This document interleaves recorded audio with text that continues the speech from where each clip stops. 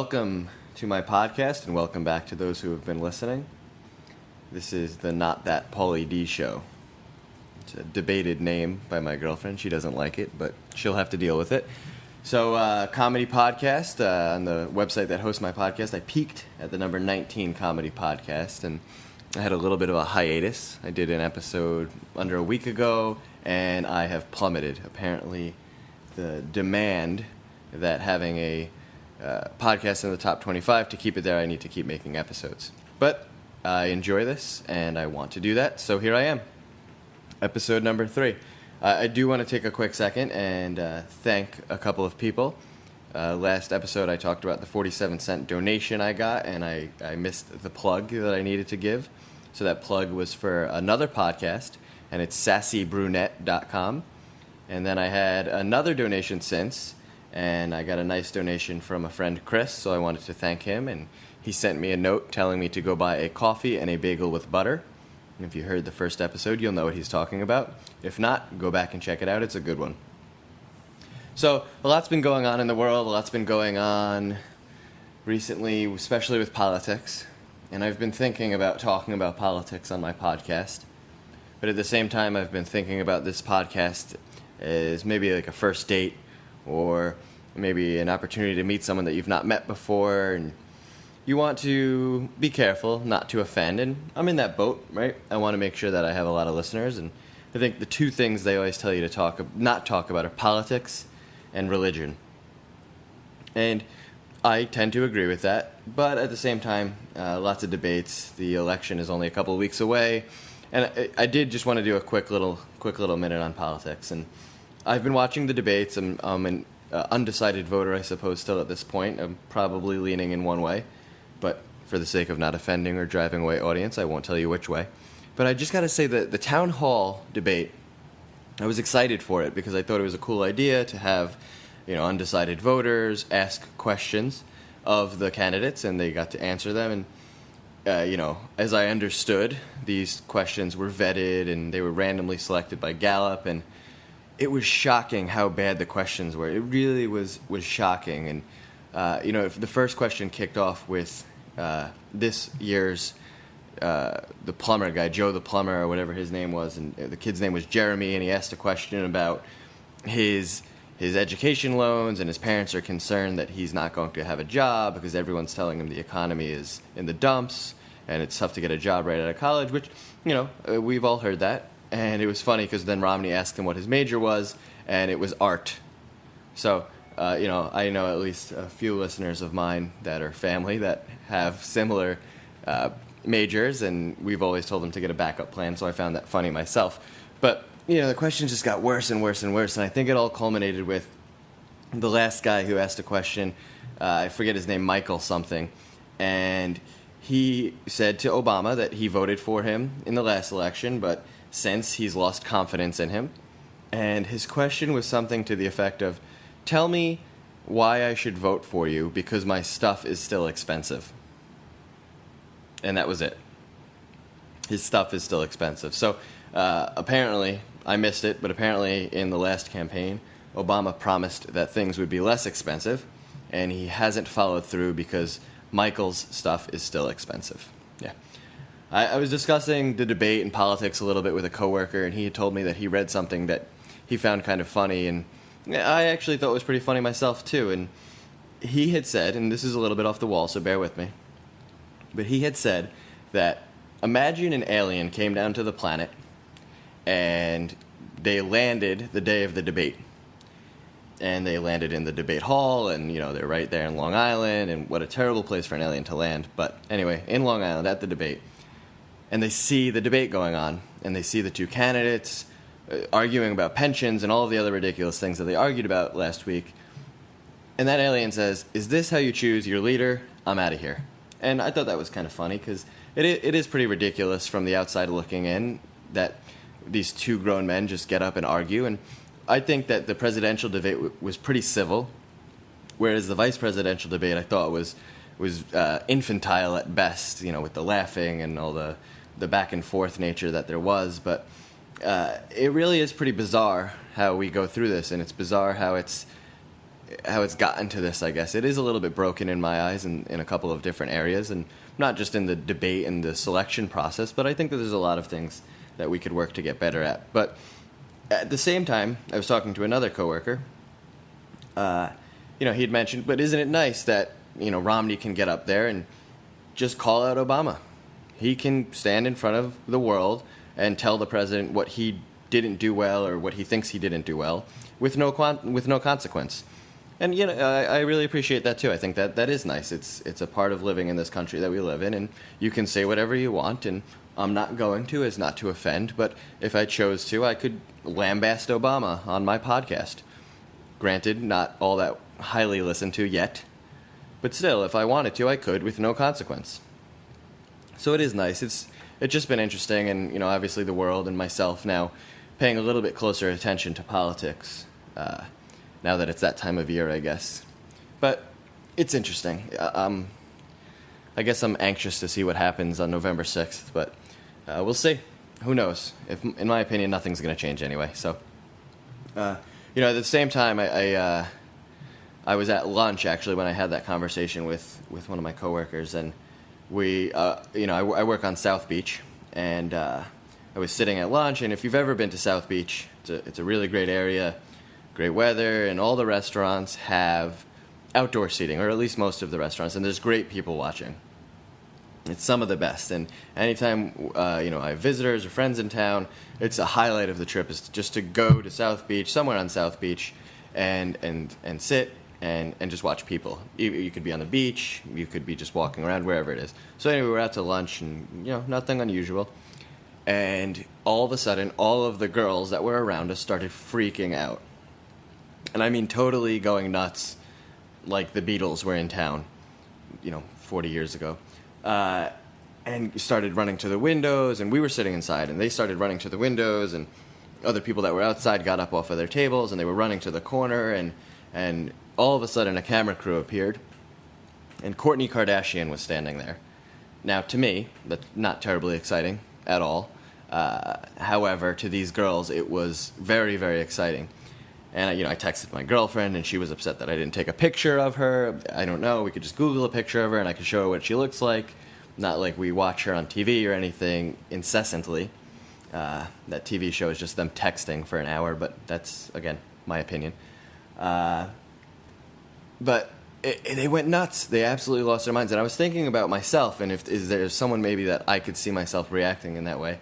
I just don't know. I don't know that there's anybody that would walk past me and I would have to chase them down the street or, run up against a window and start taking pictures of them. It's just weird, and I felt really bad for her, actually. I know, listen, I get it. She's a multi-millionaire, and it's a business, and it's part of the territory, but she definitely looked into the restaurant where we were sitting and looked at these girls that were taking pictures of them, and just, you could tell it was annoying her. You could tell she just wanted to walk down the street. That's all she was trying to do. Now, again, I know. It's part of the business, I get it. But that's got to be tough. It really does have to be tough. But it was funny to see the immediate reaction. As soon as they saw this person, this one girl was freaking out, "Oh my God, it's Kourtney, it's Kourtney, it's Kourtney," and she's tweeting and she's taking pictures, and it was a big deal. Not that big of a deal for me.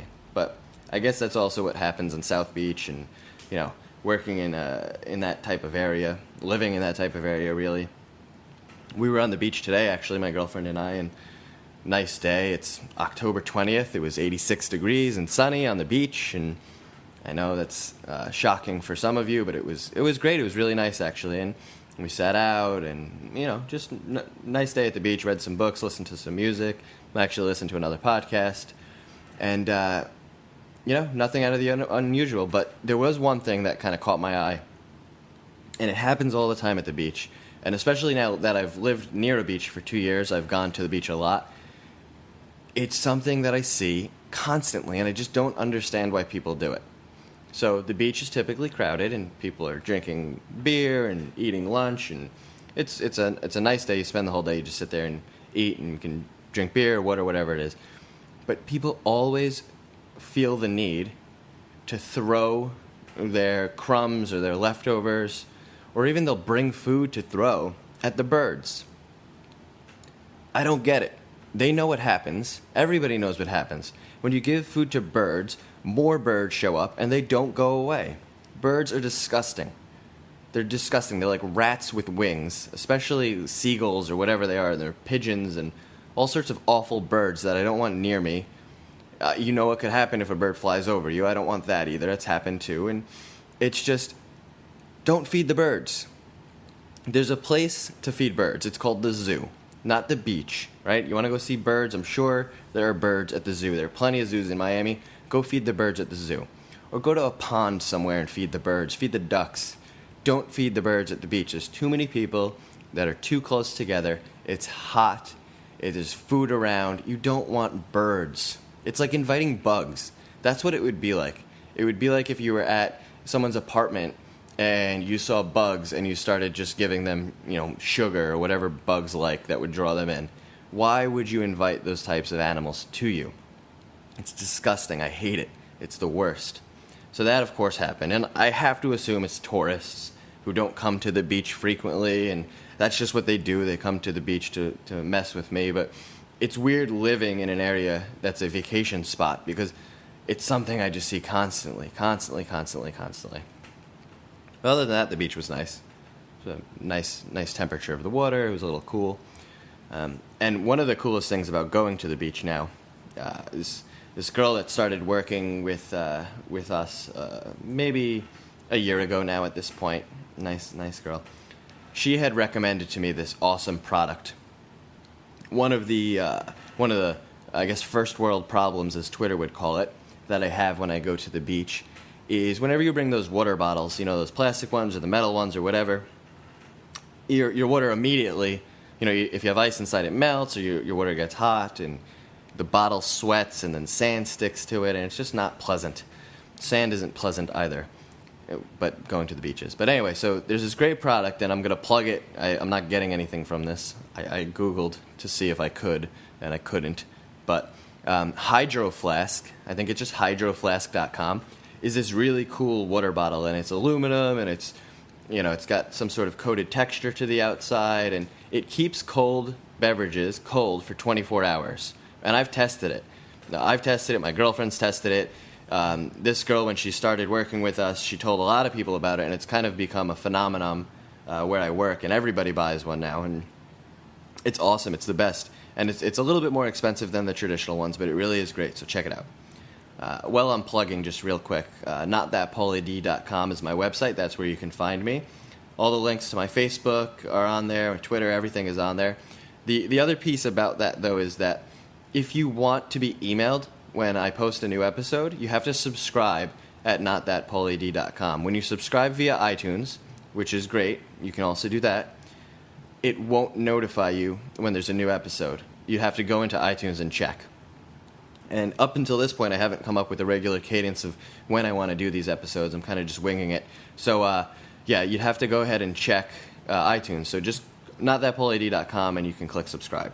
Also, if you'd like to join the ranks of my friend Chris and the sassybrunette.com, you can donate to the show. Just help support the show. That would be much appreciated. There's a link right on the right to donate with PayPal.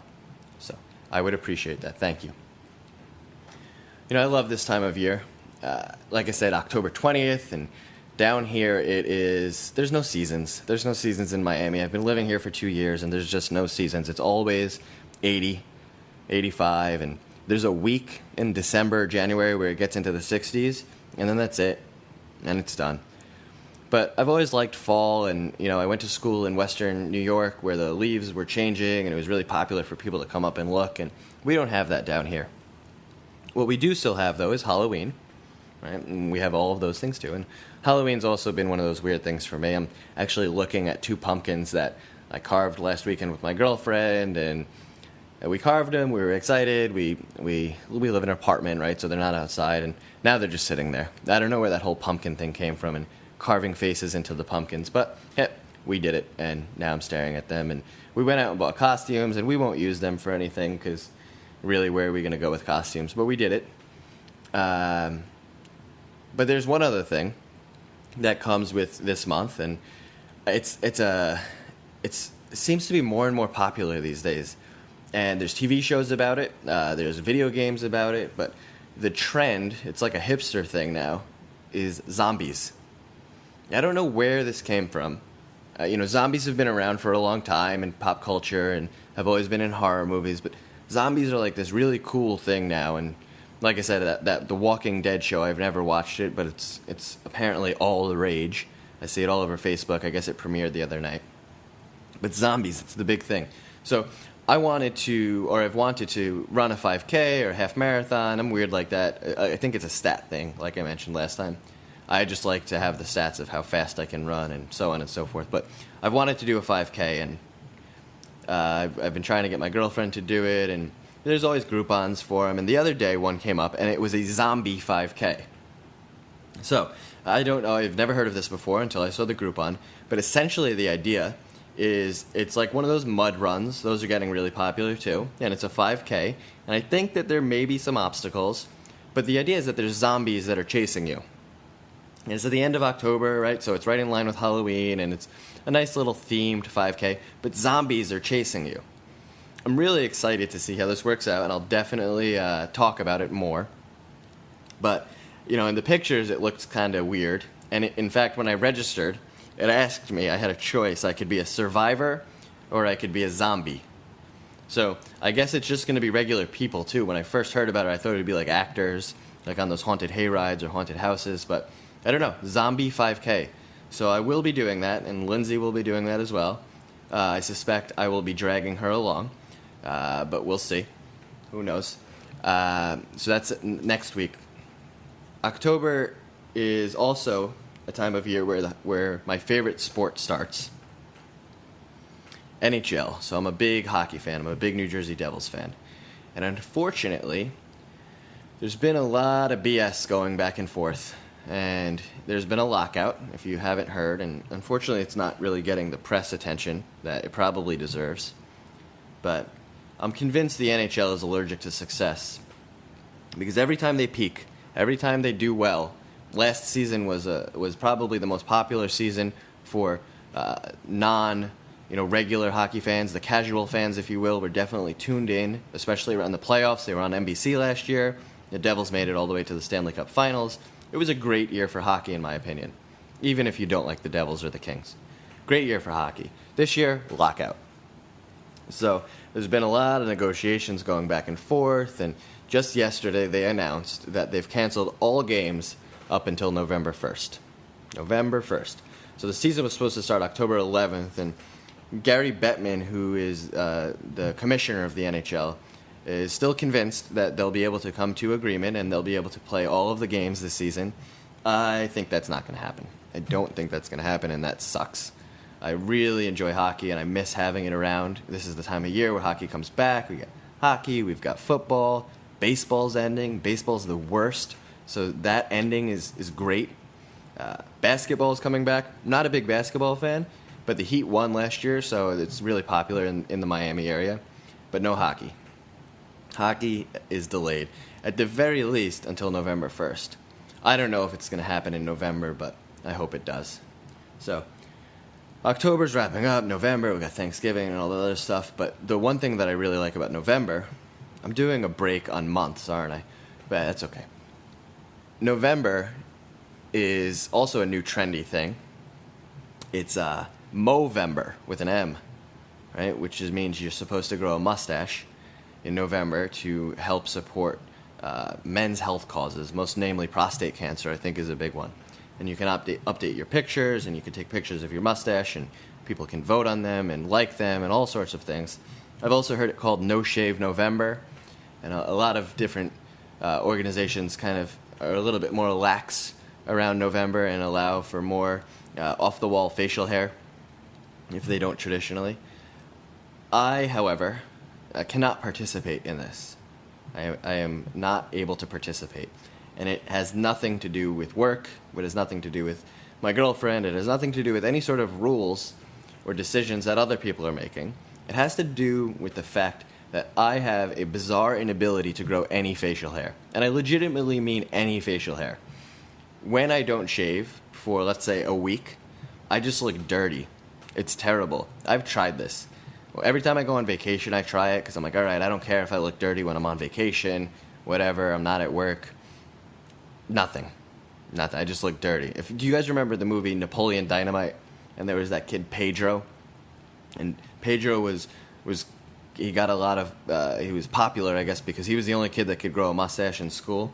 I am like, I don't know, 3 to 5 degrees less than Pedro on a scale of 12, we'll call it. I don't know, that's relatively arbitrary, I know. Yeah, so I can't grow any facial hair. I just look dirty. It's the worst. And I will try again, right? On October 31st, I'll do the clean shave thing. I'll try again. I'll let it go probably about a week or two. That's typically where I have to tap out. But I can't participate in this, and it's annoying. So I'm thinking maybe this year I'll go out and buy Rogaine, and I'll rub it all over my face. And no, I'm not going to do that. But my girlfriend is sitting behind me, and I wonder what reaction she just had when she heard that. So Movember, can't participate in that, but I'll donate to prostate cancer or something just because. So if you want to make a donation to the show and you want me to donate some of that to prostate cancer for Movember, go ahead, do that. I'll do that too. Yeah. So I have one more thing I want to talk about. Actually, 2 things. I lied. And they're both technology-based. And, I've talked a lot about my interest in technology. Even last week I talked about my interest in statistics. And this week I bought something. It's called a Nike Fuel Band. I'll try it out for a week or so and let you know how it works. But essentially it gives me those stats I was looking for. But technology. So I was talking to my girlfriend, and she had talked to her grandmother, and we had just a random conversation. And she was talking to her about long distance. So if you remember the days of telephones and you have to worry about long distance, and there were different things you'd have to do to dial long distance. I think you probably still have to do those today, but it just doesn't cost anything. You can call anywhere in the country, in the U.S., and it's fine, right? There's no long distance. You call California from Maine, you're fine. Doesn't matter. But for whatever reason, there's still some sort of limitation with international calls. I don't get this. It doesn't make any sense to me. I really don't even understand how telephones work. I'm sure I could just Google it and figure it out. But why does an international call cost per minute, whereas a local call, or a domestic call, I guess we'll even call it now, does not? I can legitimately call from Florida to California, which is probably about 3,000 miles by air, and I don't have to pay anything extra, just a regular call. But if I were to call Mexico, it's like 45 cents a minute or something. I even looked up Canada. If I'm in New York and I call Canada, which could potentially be just several miles, it's 39 cents per minute. Where does that come from? How do they get away with that? There's a lot that carriers get away with texting and everything. They always say that it costs a lot more. Actually, it costs them a lot less to handle the data, but they charge a lot more for it because people aren't making calls anymore. But 39 cents a minute to call maybe just a couple of miles doesn't make any sense to me. So I'm going to have to look that up. But if you know the answer, feel free to send me a message. You could even send me a voice message on my website. That would be cool. But the final thing I wanted to talk about was Facebook. I talked about Facebook in my first episode, and I mentioned I now have a Facebook page for this podcast, and Facebook is wildly popular. The movie about Facebook, The Social Network it was called, is probably one of my favorite movies. I really enjoyed that movie. I thought it was great. I thought that kid that played Zuckerberg was great. I can't think of his name right now, that curly-haired kid, you know who he is. Justin Timberlake was good in it. Everyone was really great in the movie, and it was exciting. And it's about technology, so I enjoyed it. I own it. It's one of the few movies that I actually own. But Facebook has been in the news a lot lately. A couple of months ago they went public, and that's just not been going well for them. And just recently, they hit a major milestone. The milestone was that they hit 1 billion active users. That means there's 1 billion people in this world that log into Facebook at least once every month. 1 billion. That's incredible. And it's accelerated. I remember just 2 years ago when they broke the 500 million mark. So it's growing, and it continues to grow, and it's one of those things where it really just does not seem like it's going away. I remember MySpace, that was popular, and that died, and Twitter's also really popular, but Facebook just seems to be on top, and it does not seem like that's changing anytime soon. So, in celebration of their billionth active user, Facebook put out a ad. They put out a commercial. To my knowledge, it's the first time Facebook's done that. So, you would think a major technology company has tremendous amounts of resources at their fingertips to make a phenomenal ad, a great commercial. I don't know where it's supposed to air. I found it on YouTube. But it is not. It is not phenomenal by any means. It's really bad, actually. I don't know why they put it out. So I'm just going to play a little bit of it for you, and you can see what I mean.